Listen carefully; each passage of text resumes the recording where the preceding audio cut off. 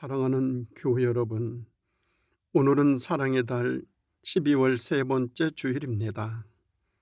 오늘 거룩한 마음으로 예배드리는 성도님들에게 하나님의 사랑의 용서가 임하는 복된 예배 되기를 기원드립니다.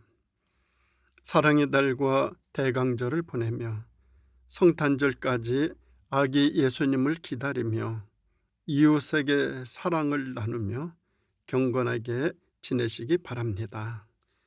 이 주간에도 항상 주님의 은혜로 강건하시고 평안하시기를 기도드립니다. 오늘 우리에게 주시는 하나님의 말씀은 마태복음 18장 21에서 35절 말씀입니다. 그때에 베드로가 나와 이르되 주여, 형제가 내게 죄를 범하면 몇 번이나 용서하여 주리이까? 7번까지 하오리이까? 예수께서 이르시되 네게 이르노니 7번뿐 아니라 7번을 70번까지라도 할지니라. 그러므로 천국은 그 종들과 결산하려 하던 어떤 임금과 같으니 결산할 때에 40달란트 빚진 자 하나를 데려오매 갚을 것이 없는지라. 주인이 명하여 그 몸과 아내와 자식들과 모든 소유를 다 팔아 갖게 하라 하니 그 종이 엎드려 절하며 이르되 내게 참으소서, 다 갚으리이다 하거늘 그 종의 주인이 불쌍히 여겨 놓아 보내며 그 빚을 탕감하여 주었더니 그 종이 나가서 자기에게 100데나리온 빚진 동료 한 사람을 만나 붙들어 목을 잡고 이르되 빚을 갚으라 하매 그 동료가 엎드려 간구하여 이르되 나에게 참아 주소서, 갚으리이다 하되 허락하지 아니하고 이에 가서 그가 빚을 갚도록 옥에 가두거늘 그 동료들이 그것을 보고 몹시 딱하게 여겨 주인에게 가서 그 일을 다 알리니 이에 주인이 그를 불러다가 말하되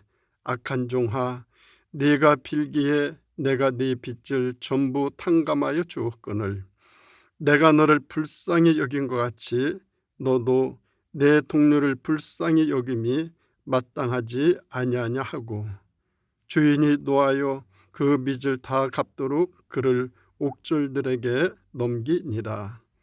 너희가 각각 마음으로부터 형제를 용서하지 아니하면 나의 하늘 아버지께서도 너희에게 이와 같이 하시리라. 아멘. 오늘 말씀의 제목은 마음으로부터 형제를 용서하지 아니하면입니다. 우리 가곡 가운데 이별의 노래가 있습니다. 기러기 우르에는 하늘 구말리라는 가사로 시작하는 노래입니다. 이 노래 작사자는 유명한 시인입니다. 이 시인이 어느 날 여대생과 눈이 맞아 함께 가출을 했습니다. 부인이 소문을 듣자니까 제주도에서 신접 살림을 차리고 있다는 것을 알았습니다.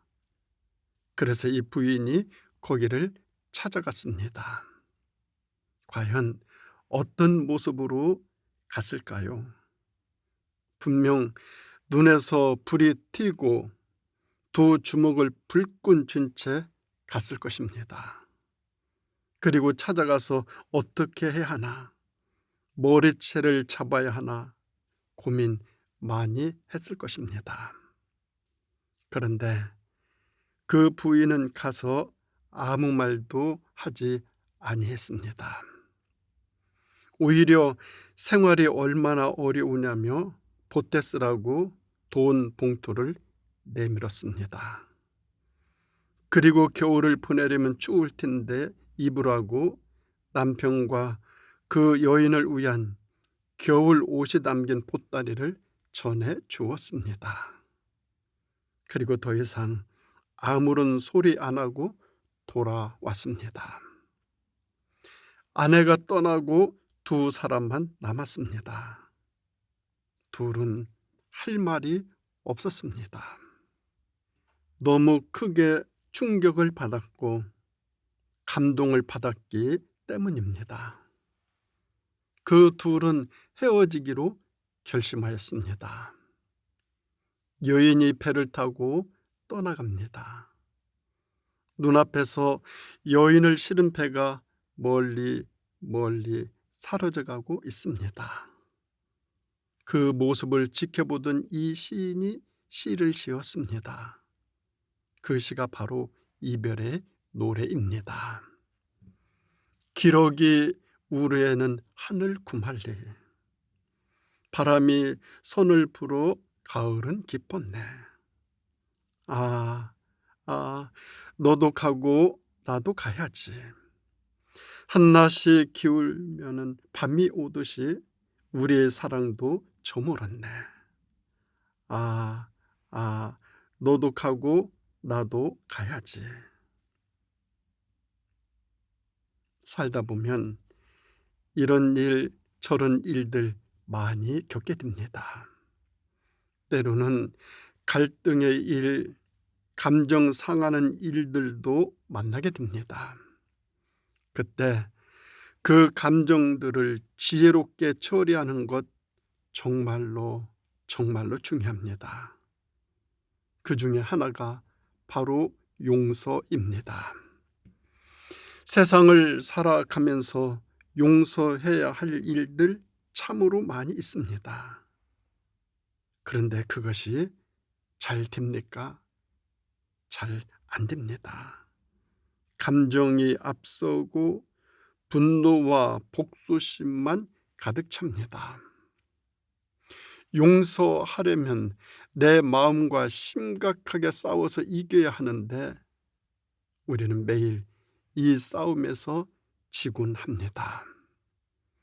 제주도에 갔던 시인의 아내도 그랬을 것입니다. 그 마음의 감정의 상함이, 복수심과 분노가 왜 없었겠습니까? 그런데 그 아내는 분노와 복수심의 감정을 한 수 높게 처리하였습니다. 그래서 상대방을 한 방에 고꾸라지게 만들었던 것입니다. 그 여인은 독실한 그리스도인이었다 전해지고 있습니다. 오늘 현대인들은 매일매일 많은 사람들과 대화하고 마주하며 관계를 맺고 살아갑니다. 그 과정에서 때로 갈등과 불화와 감정의 대립을 하게 되고 그것이 원한 관계로 발전하기도 합니다. 또한 불화함으로 마음과 감정이 상하게 되어 큰 상처를 입기도 합니다. 그런데 이런 일이 부부간에도 일어나고 형제간에도 일어나고 이웃간에도 일어납니다. 그때 오는 타격은 감정의 상함으로 끝나지 아니하고 영성의 파괴로까지 이어지게 됩니다. 이렇게 되면 삶의 기쁨을 잃게 되고 마음 문이 닫혀 지옥의 삶을 살아가게 됩니다. 본문에서 베드로는 예수님과 대화하던 중 이런 질문을 했습니다. 형제가 잘못하면 몇 번 용서하리이까? 7번까지 하리이까? 사실 베드로는 내심 칭찬을 기대하고 7번까지 용서할까요? 라고 말했을 것입니다. 그런데 예수님께서는 의외의 대답을 하십니다. 7번씩 70번이라도 용서하라. 여기서 70번씩 7번이라는 수는 490번을 용서하라는 뜻이 아닙니다. 무제한으로 끝없이 한없이 용서하라는 의미입니다. 그러면서 예수님은 한 가지 비유를 말씀하셨습니다. 한 사람이 임금으로부터 1만 달란트 빚을 지었습니다. 그런데 그 엄청나게 큰 빚을 탕감받았습니다. 그런데 빚을 탕감받고 왕궁을 나오다가 자기에게 아주 적은 빚진 자를 만나 빚을 갚으라고 윽박지르고 그를 옥에 가두었습니다. 그 소식을 임금이 듣고 크게 노하여 그 사람을 다시 불러 네 빚도 당장 갚아라, 그렇게 말하면서 그를 다시 옥에 가두었다라는 것입니다.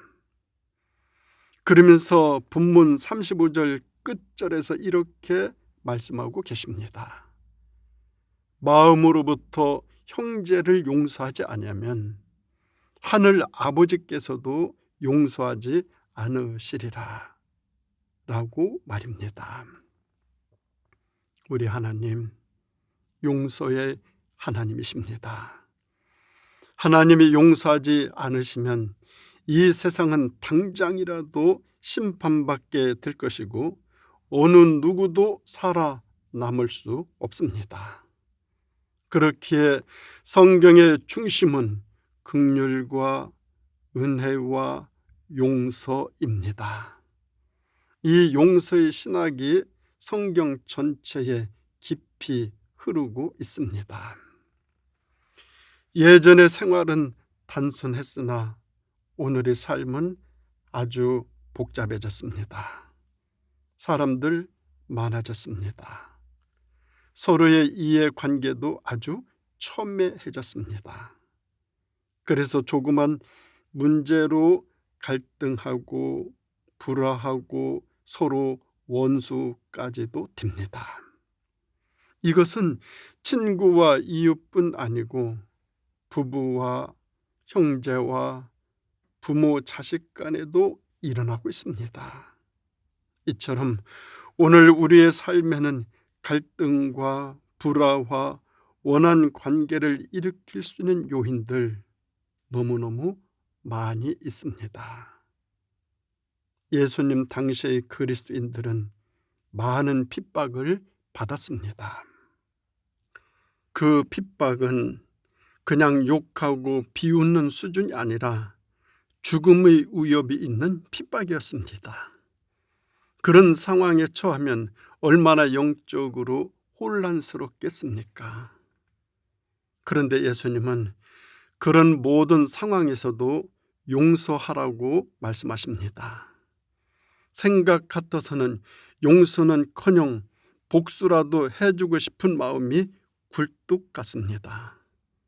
그래서 우리의 고민이 큰 것입니다. 용서할 능력은 없는데 용서하라고 하시니까 말입니다. 그렇기 때문에 우리는 나 자신과 싸워야 합니다. 싸우지 아니하면 용서를 흉내도 낼 수도 없기 때문입니다.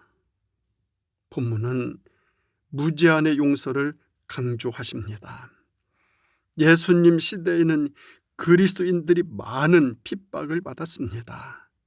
핍박받고 고난당하며 심지어는 죽음의 위협까지 받았고 죽임을 당하기도 하였습니다. 그런데 그들은 모두 용서의 대상들입니다. 모르고 핍박했기 때문입니다. 예수님도 자기를 죽이고 조롱하는 군인들까지 용서해달라고 기도하셨습니다. 스데반도 자기를 돌로 치는 사람들까지 용서해달라고 기도하였습니다. 그런 용서의 기도는 7번이 아니라 70번이라도 해야 합니다. 본문에서 말씀하시는 마음으로부터 형제를 용서하라는 뜻에는 3가지 메시지가 담겨 있습니다. 첫째는 잃어버린 기쁨을 회복하기 위해서 용서해야 됩니다. 원래 상처를 준 사람보다 상처를 입은 사람이 훨씬 괴로움이 큽니다. 사람이 마음의 상처를 받으면 그때부터 삶의 기쁨을 잃게 되고 사람들이 싫어지게 됩니다. 그래서 마음의 상처가 오래 남게 되는 것입니다. 그렇게 되면 계속 마음속에 기쁨과 평화를 잃게 되어 삶이 지옥으로 변하게 됩니다. 그렇기 때문에 용서하기 위해서 자신과 싸워야 합니다. 그것은 너를 위해서가 아니고 내가 살기 위해서입니다. 그때 이런 기쁨을 회복할 수 있고 내 마음에서 지옥을 몰아낼 수가 있습니다. 그래서 성경은 우리에게 용서하라는 무리한 요구를 하고 계신 것입니다. 이처럼 마음의 치유나 회복은 용서를 통해서만 이루어집니다. 이 같은 용서는 나 자신과 싸워서 이겨야만 가능합니다. 손양원 목사님은 두 아들을 무장 공비에게 잃었습니다. 무장 공비는 두 아들을 무참히 죽였습니다. 아비딘 마음속에는 공비를 죽이고 싶은 복수심에 불탔을 것입니다. 그러나 문득 공비를 죽이고 원수를 갚으면 죽은 내 두 아들이 살아나는가 하는 생각을 하게 되었습니다. 그리고 손양원 목사님은 그 공비를 용서하게 되었다고 했습니다. 바로 내가 평화로워지기 위해서입니다. 내 마음의 평안을 유지하고 내 마음의 온화함을 유지하기 위해서는 용서가 필수적입니다. 그런가 하면 두 번째로 마음으로부터 형제를 용서해야 되는 그 이유는 건강한 공동체를 유지해 나가기 위해서입니다. 불화와 갈등이 생기면 나 자신이 불행해질 뿐만 아니라 공동체가 심하게 훼손이 되어집니다. 부부간의 갈등이 생기면 둘만의 문제로 끝나지 아니하고 가정이라고 하는 공동체가 흔들립니다. 균열이 생기고 파악이 되기도 합니다. 나라도 갈등하면 국론이 분열되고 국가가 위기에 처하게 됩니다. 그렇기 때문에 공동체의 건강을 위해서라도 서로 불화와 갈등의 문제를 줄여 나가야만 합니다. 그런데 사람의 감정은 참으로 아주 무서운 것입니다. 감정이 상하게 되면 상대방을 죽이고 싶은 마음까지 발생합니다. 그래서 부부가 갈라서고 형제가 원수가 되고 가정이 파악이 됩니다. 그렇기 때문에 주님께서 7번씩 70번이라도 용서하라고 하신 것입니다. 그래야 공동체가 건강하게 유지되기 때문입니다. 예수님께서는 자신을 죽이기 위하여 십자가에 못 박는 로마 군인들을 향하여 주여 저들의 죄를 용서하여 주시옵소서라고 기도하셨습니다. 예수님은 그런 상황에서도 용서를 강조하셨습니다. 생각 같아서는 원수를 갖고 싶고 죽이고도 싶었을 것입니다. 그런데 그렇게 되면, 정말 그렇게 된다면 기독교 공동체와 복음 전파의 길에는 심대한 훼손을 입게 됩니다. 그러니까 용서하라고 하시는 것입니다. 본문에서의 용서의 신학은 그래서 나오게 된 것입니다. 나를 위해서이고 공동체의 건강을 위해서는 마음으로부터의 진정한 용서 꼭 필요합니다. 공동체를 건강하게 유지하기 위해서, 견고하게 하기 위해서 서로 용서하고 배려하고 사랑하며 살아가는 삶, 이것이 소중한 것이죠. 그런가 하면 세 번째로, 마음으로부터 형제를 용서해야 되는 이유는 나 자신이 용서받을 대상이기 때문에 그렇습니다.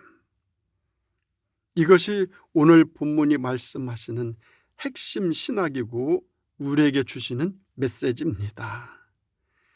그리스도인의 용서는 하나님과의 관계에 뿌리를 깊이 두고 있습니다. 본문에 나오는 사람은 임금으로부터 1만 달란트의 빚을 탕감받았습니다. 그런데 이 사람은 100데나리온 빚진 친구를 용서하지 않았습니다. 그것은 자신이 먼저 임금으로부터 용서받았다라고 하는 사실을 망각한 행동입니다. 오늘 본문은 바로 이 점을 지적하고 있습니다. 자기가 용서받았다는 사실을 망각하며 살아가는 우리의 모습을 오늘 본문은 강조하고 있습니다. 우리도 더러운 죄를 탕감받고 구원받아 하나님의 자녀가 된 사람들입니다. 즉 여기 1만 달란트 탕감받은 사람이 바로 나 자신입니다. 바로 나란 말입니다. 순전히 하나님 은혜로 구원받았는데 이것에 대한 자각이 없는 것입니다. 이 자각은 꼭 있어야 되고 반드시 필요한데 말입니다. 그 이유는 그래야 내가 누구를 용서할 수 있기 때문입니다. 그런데 오늘 나는 구원받았으면서도 용서하지 못하고 있습니다. 그러면서도 아무런 고민도 하지 않고 있습니다. 이렇게 고민하지 않는 것이 더 큰 문제입니다. 고민을 하지 않는다는 것은 이미 죽었다는 의미입니다. 고민은 살아있는 사람이 하는 것입니다. 오늘 성경의 본문은 우리에게 이 점을 지적하고 있습니다. 너는 왜 고민도 하지 않는가? 이것이 오늘 본문이 나에게 주시는 메시지이고 질문입니다. 네 자신이 용서받았다는 사실, 그 사실을 망각하고 살아가고 있는 내 자신에 대해서 왜 고민할 줄 모르느냐? 사랑의 달입니다. 성탄이 다가오고 있습니다. 이제 올해도 보름도 남지 아니했습니다.